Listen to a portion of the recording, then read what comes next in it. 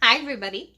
Way back at the beginning of the school year, we read a story called The Three Little Pigs. Do you know what happens in that story? Yeah, there's three little pigs. They build houses. The big bad wolf comes and tries to blow them down. Absolutely.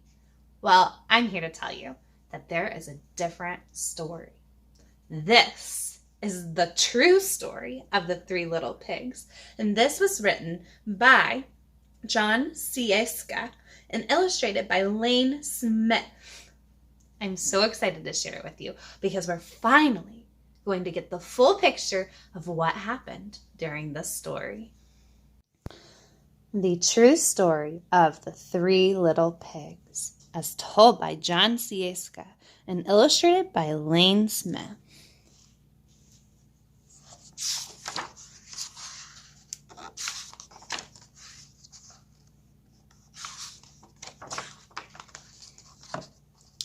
Everybody knows the story of the three little pigs, or at least they think they do. But I'll let you in on a little secret. Nobody knows the real story because nobody has ever heard my side of the story. I'm the wolf, Alexander T. Wolf. You can call me Al. I don't know how this big bad wolf thing got started, but it's all wrong. Well, maybe it's because of our diet. Hey, it's not my fault that wolves eat cute little animals like bunnies and sheep and pigs. That's just the way we are. If cheeseburgers were cute, folks would probably think you were big and bad too. But like I was saying, the whole big bad wolf thing is all wrong. The real story is about a sneeze and a cup of sugar. What do you think the story is going to be about? Why do you think he says it's about sneeze and sugar? I've never heard that before. He says, this is the real story. Way back and once upon a time, I was making a birthday cake for my dear old granny, and I had a terrible sneeze, and I ran out of sugar.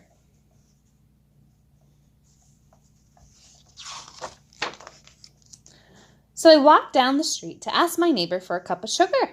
Now this neighbor was a pig, and he wasn't too bright either. He had built his whole house out of, do you remember? Straw. Can you believe it? I mean, who in his right mind would build a house of straw?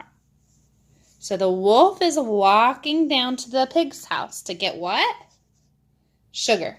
And what's wrong with the wolf right now? He has a cold. He's sick. He's got some sneezes. So, of course, the minute I knocked on the door, it fell right in.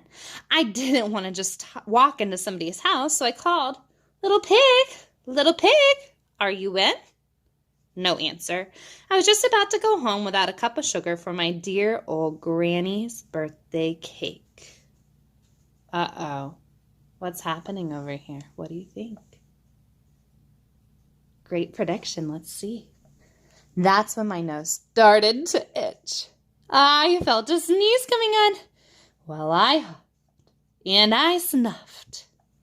And what happened?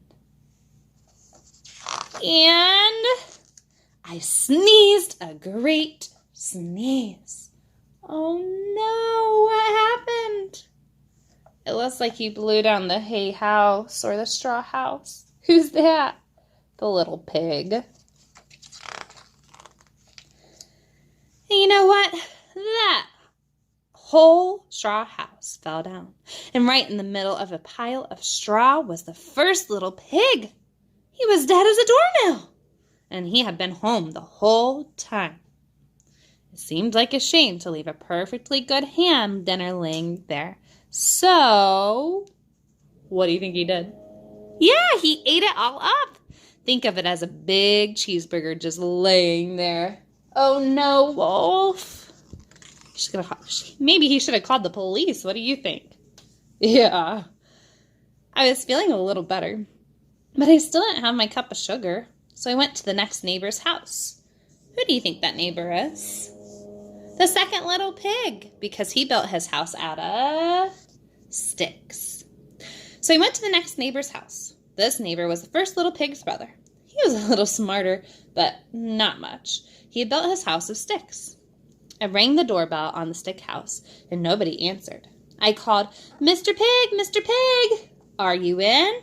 He yelled back, "Go away, wolf. You can't come in. I'm shaving the hairs on my chinny chin chin." I had just grabbed the doorknob when I felt another sneeze coming on. I huffed and I snuffed and I tried to cover my mouth, but I sneezed a great sneeze. And you're not going to believe it, but this guy's house fell down, just like his brother's. And what do you think happened to the pig?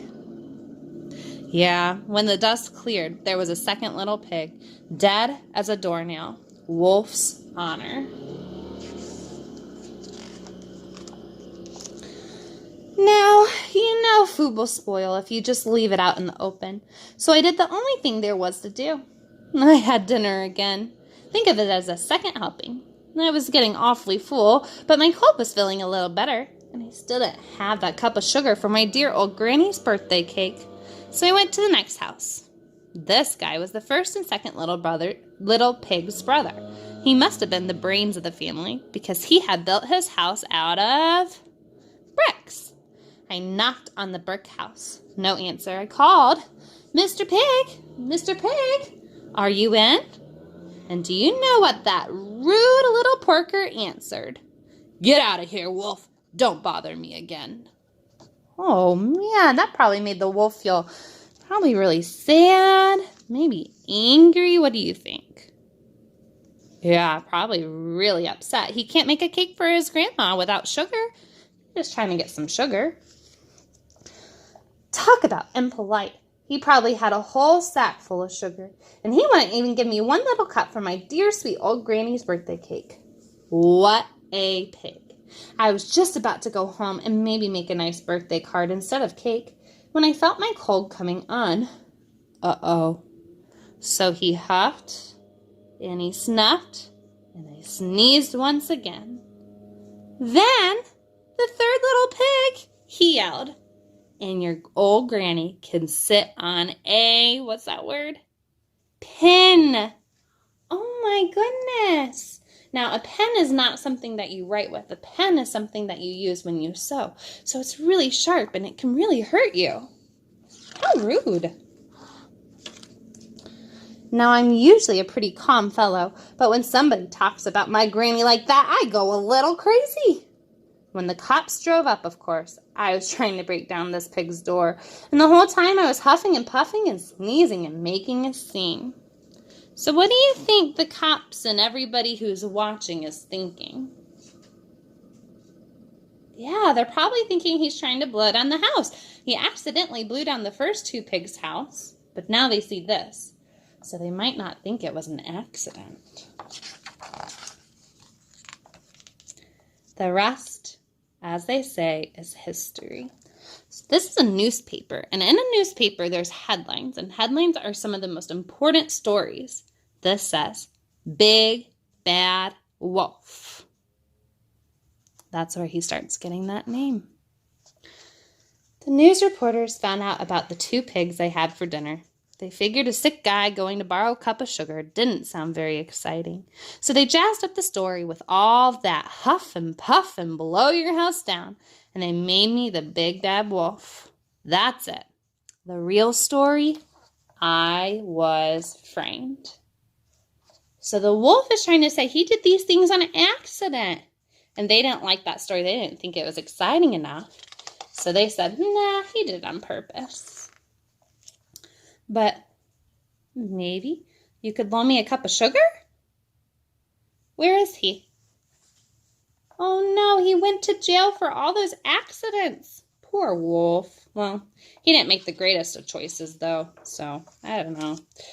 That's the end of our story. Thanks for reading the true story of the Three Little Pigs with me today by John Scieszka and illustrated by Lane Smith. So what did you think about the story? Did you think the wolf was telling the truth? Do you think he really just was looking for a cup of sugar? Or do you think he was looking for a piggy meal? Do you think that he had a cold? Or do you think he was trying to put on their house? There's not a correct answer to this. It's up to you what you believe. I think it's a great story because it does show us another perspective. Thank you again for reading with me, and I hope that you have a wonderful rest of your day. Bye.